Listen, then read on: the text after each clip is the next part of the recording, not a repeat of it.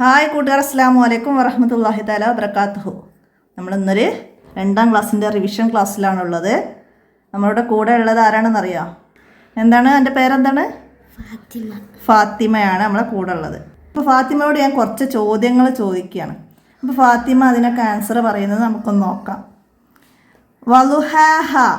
വലുഹാഹ എന്നതിൽ എത്ര അക്ഷരങ്ങളുണ്ട്? ഫാത്തിമ എണ്ണീട്ട് പറഞ്ഞു തരൂ കേട്ടോ. 1 2 3 4 5 6. ഓക്കെ, 6 അക്ഷരങ്ങളുണ്ട്. അപ്പോൾ ഇവിടെ മദ്ദക്ഷരങ്ങൾ ഹ നീട്ടാനും ഹാഇനെ നീട്ടാനും ഒക്കെ അലിഫുകൾ വന്നതൊക്കെ ചേർത്തിട്ട് വേണം നമ്മൾ എന്താക്കാൻ, എണ്ണാൻ. ഇനി ഇതിൽ ഞാൻ ചോദിക്കുകയാണ്, രണ്ടാമത്തെ അക്ഷരം ഏതാണ്? വലുഹാഹ എന്നതിൽ രണ്ടാമത്തെ അക്ഷരം ഏതാണെന്ന് വെച്ചാൽ എന്താ പറയുക? ലോദ്.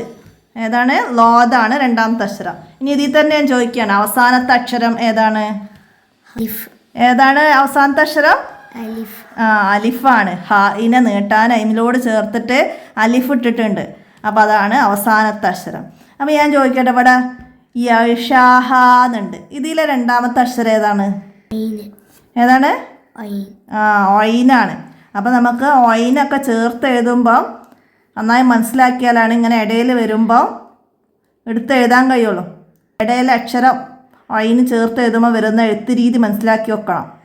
അതുപോലെ കാഫും ഫാവും അതൊക്കെ 2 പുള്ളി വരുന്നതും ഒക്കെ മനസ്സിലാക്കുക. ഇവിടെ ഫാക്കറൂഹ, ഇവിടെ ഐനാണ്, മനസ്സിലായില്ല?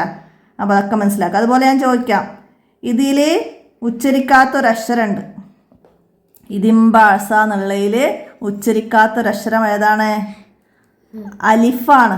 അലിഫ്, സോദിൻ്റെ തല പോലുള്ള ഒരു അലിഫിട്ട അലിഫിനെ ഇടയിലാവുമ്പോൾ ഉച്ചരിക്കൂല, ആദ്യത്തിലാവുമ്പോൾ ഉച്ചരിക്കും നമ്മൾ പഠിച്ചിട്ടുണ്ട്, മനസ്സിലായ? അപ്പോൾ അതുപോലെയാണ് ഇത് വന്നത്.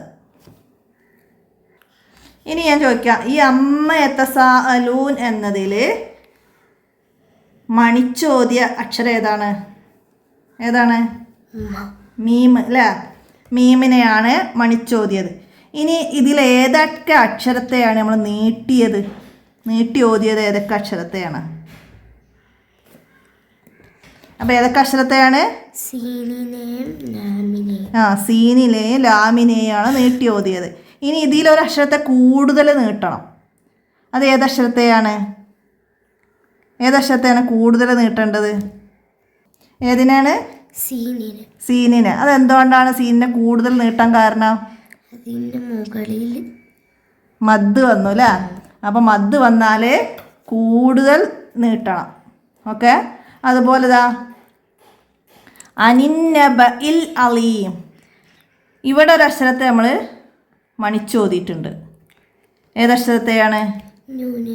ശദ്ദുള്ള നൂനിനെയും ശദ്ദുള്ള മീമിനെയും എപ്പോഴും മണിച്ചോദണം, ഉന്നത്ത് ചെയ്യണം. ഓക്കെ. അപ്പോൾ അത്രയും ഇന്ന് പഠിക്കുക. അപ്പോൾ ഇത്രയാണ് ഇന്ന് ഈ വീഡിയോയിൽ ഉൾപ്പെടുത്തുന്നത്. ഇതുപോലുള്ള ഇനിയുള്ള ഭാഗങ്ങളുമായി ചെറിയ വീഡിയോയുമായി അടുത്ത വീഡിയോയിൽ കാണാം. അസ്സലാമു അലൈക്കും വറഹ്മത്തുള്ളാഹി വബറകാതുഹു.